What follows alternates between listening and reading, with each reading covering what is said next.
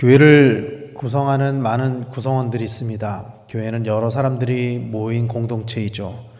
근데 교회를 구성하는 구성원 중에 꼭 있어야 하는 사람 중에 한 부류가 목회자입니다. 물론 성도들이 자생적으로 개척을 해서 생긴 교회도 있지만 교회가 교회로서 바로 세워지기 위해서는 목회자가 있어야만 합니다. 오늘날 목회자는 전문 양성기관, 그러니까 신학대학교를 통해서 교육된 사람이 여러 가지의 자격 조건들을 충족하면 그 과정들을 거친 이후에 안수를 받는 것으로 목사들이 세워지게 되죠.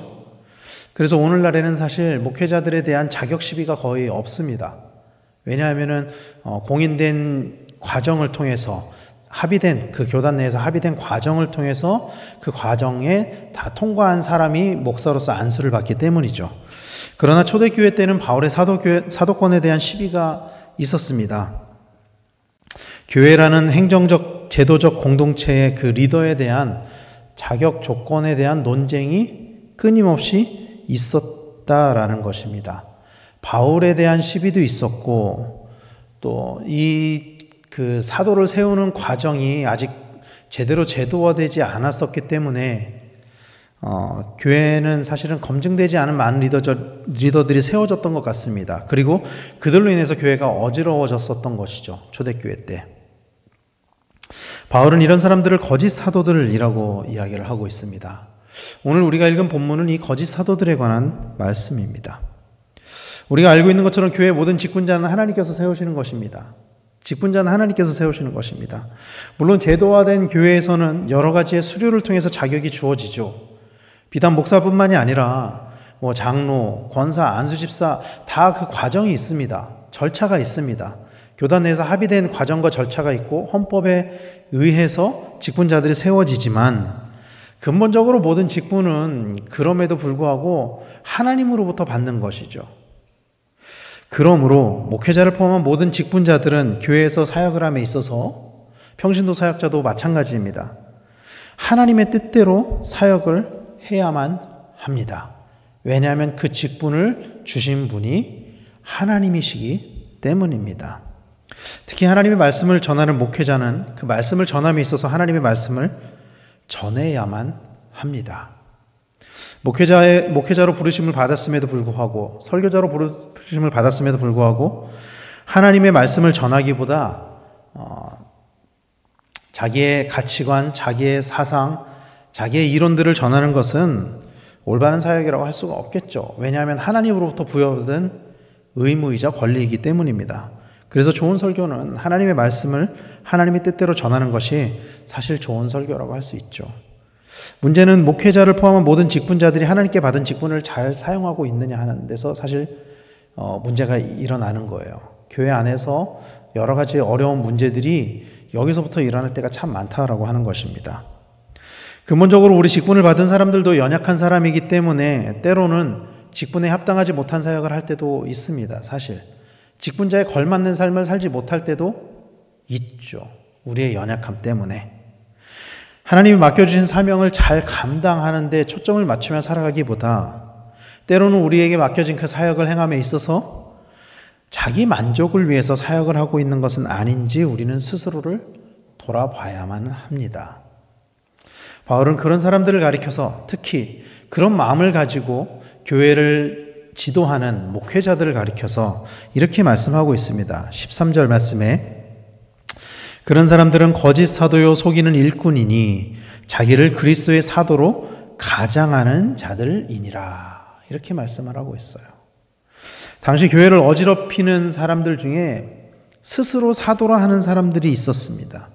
바울은 그들을 거짓 사도, 속이는 일꾼이라고 규정을 하고 있습니다.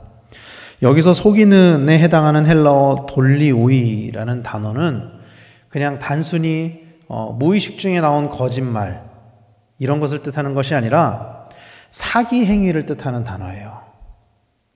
의도를 가지고 다른 사람들을 속이는 그런 행위를 뜻하는 단어입니다. 그들은 그리스도의 사도로 가장해서 성도들을 속이고 미혹하는 행위를 함으로 교회를 어지럽게 만들었습니다. 그리고 그들이 했던 구체적인 행위 중에 하나는 하나님께서 직접 선택하신 사도였던, 하나님께서 세우신 바울에게 대적했고, 그 바울에게 대적함으로 인해서 자신들의 지위를 높이고 성도들을 바르지 않은 길로, 옳지 않은 길로, 잘못된 말씀을 가르치는 길로 인도했다라는 것입니다. 그들의 겉은 그리스도의 사도였지만 그들의 속은 마귀에 사로잡힌 사람들이었습니다. 근데 바울은 이런 일들이 일어나는 것이 사실은 이상한 일이 아니라고 오늘 본문에서 말씀하고 있어요. 오늘 본문 14절에 보면은 이것은 이상한 일이 아니니라. 사탄도 자기를 광명의 천사로 가장하나니 이렇게 말씀하고 있거든요.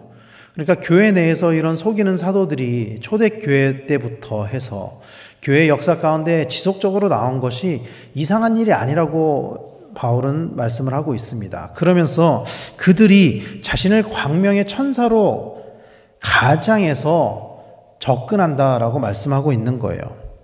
성경에 처음 사탄이 등장하는 사건은 우리가 알고 있는 것처럼 하와가 선과 악을 알게 하는 나무 열매를 먹는 그 장면에서 사탄이 처음 등장하죠.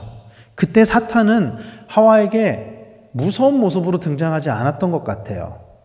요즘에는 우리가 막 뱀 나오면은 막 무서워가지고 막 도망가고 그러잖아요, 사람들이. 그런데 굉장히 친근하게 대화를 하는 걸 보면은 무서운 모습으로 접근하지 않았었던 것 같습니다.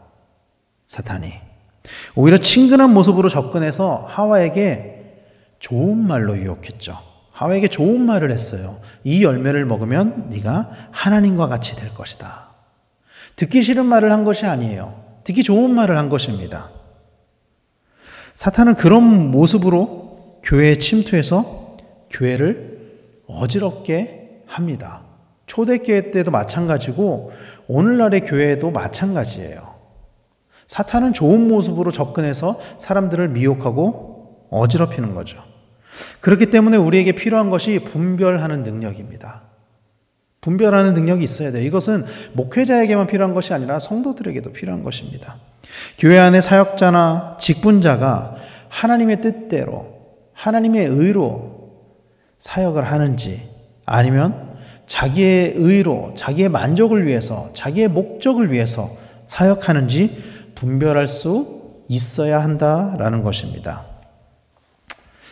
통계에 의하면 대한민국의 목사님들이 2만 명이 조금 넘는다고 합니다. 그 2만 명이 넘는 목사님들은 목회자가 되기 위해서 훈련을 받고 어려운 환경 가운데서도 사역을 하면서 목회의 길을 가는 사람들이죠. 그러나 초대교회 때도 그랬지만 개중에는 하나님이 주신 사명이 아닌 자기의 의로 목사직을 이용하는 사람들이 사실 있기도 하죠. 교회를 어지럽히고 어렵게 하는 직분자들, 목회자들이 있기도 하죠. 성도들에게 잘못된 메시지를 전달하고 그것을 통해서 자기가 이득을 얻으려고 하는 목회자들, 또 하나님보다 세상과 돈을 더 많이 사랑하는 목회자들이 있을 수도 있습니다. 2만 명이 넘는 목사님들 중에 이런 부류의 목사님들이 얼마나 있는지 우리는 알 수가 없죠. 그렇기 때문에 성도들은 목회자들에 대해서 분별할 수 있어야 하고 또 목회자는 하나님의 사명으로 사역하는 목회자가 되기 위해서 늘 기도하고 자기 스스로를 돌아봐야만 합니다. 비단 목회자뿐만이 아니라 우리 모든 직분자들도 마찬가지입니다. 우리가 하나님의 뜻대로 사역하고 있는지, 하나님 맡겨주신 사명에 충성하고 있는지 돌아봐야 한다는 것입니다. 유튜브만 틀면은 수많은 목사님들의 말씀을 들을 수 있는 시대입니다. 하지만 그 말씀을 다 듣기보다 잘 분별하는 성도님들이 되시기를 바랍니다. 거짓 선지자들, 속이는 일꾼들은 듣기 좋은 이야기로 성도를 미혹시키기 때문에 더 잘 분별해야만 합니다. 특별히 오늘부터 우리 교단은 목사님들과 장로님들이 모여서 교단 총회를 합니다. 이 교단의 대표가 되는 목사님들과 장로님들이 모여서 총회를 합니다. 우리는 성도로서 우리 교단의 목사님들과 장로님들이 하나님의 사명에 순종하는 목사님과 장로님들이 되도록 중보해야 합니다. 우리는. 그리고 분별해야 합니다. 타락하지 않도록 감시해야 합니다. 그래서 우리 교단이 또 우리 교회가 하나님이 기뻐하시는 교단과 교회가 되도록 기도하는, 함께 동참해서 기도하는 우리 성도님들이 되시기를 바랍니다. 바울은 이런 잘못된 사역을 하는 사람들의 결과를 15절에서 이렇게 말씀하고 있습니다. 그러므로 사탄의 일꾼들도 자기를 의의 일꾼으로 가장하는 것이 또한 대단한 일이 아니니라. 그들의 마지막은 그 행위대로 되리라. 이렇게 말씀하고 있어요. 사탄의 일꾼들이 자기를 의의 일꾼으로 가장하는 것이 대단한 일이 아니라고 말씀하고 있어요. 이런 일이 흔하게 나타날 수 있다는 것이죠. 그러나 그 모습은 의의 일꾼으로 사역을 할지 몰라도 목회자들도 직분자들도 다 마찬가지입니다. 그러나 결국에는 그 행위대로 심판을 받을 것이라고 성경은 말씀하고 있는 것입니다. 사랑하는 성도 여러분, 우리 직분자들이 또 우리의 목회자들이 사탄의 일꾼이 되지 않도록, 오늘 말씀에서 나오는 것처럼 속이는 일꾼이 되지 않도록 스스로를 돌아보고 또 분별하는 우리 성도님들이 되시기를 간절히 소망합니다. 사탄의 일꾼들은 그 행위에 따라서 버림받게 될 것입니다. 사실 이것은 목회의 길을 가고 있는 저에게 가장 두려운 말씀이기도 해요. 그 행위대로 심판을 받을 것이라는 것, 가장 두려운 말씀이기도 합니다. 눈에 보이는 직분이 아니라 보이지 않는 사명으로 무장한 직분자, 또 그런 성도님들이 되시기를 간절히 소망합니다. 그래서 우리 교회 안에 있는 하나님의 직분자들, 하나님께로부터 사명을 받은 직분자들, 직분을 받은 이 사역자들이 다 그런 하나님의 뜻대로 하나님의 사명에 순종하며 사역하는 모든 직분자들 다 되시기를 간절히 소망합니다. 특별히 이 새벽에 앉아있는 우리가 먼저 그런 하나님의 직분자가 되어서 하나님의 사명에 충성하고, 그로 인해서 우리 교회가 하나님 나라를 이뤄가며 우리 교회를 통해서 하나님 나라가 더 많이 확장해가는 그런 하나님께 칭찬받는 교회, 하나님께 칭찬받는 직분자 우리 모두가 되시기를 예수님의 이름으로 간절히 축원합니다. 기도하겠습니다.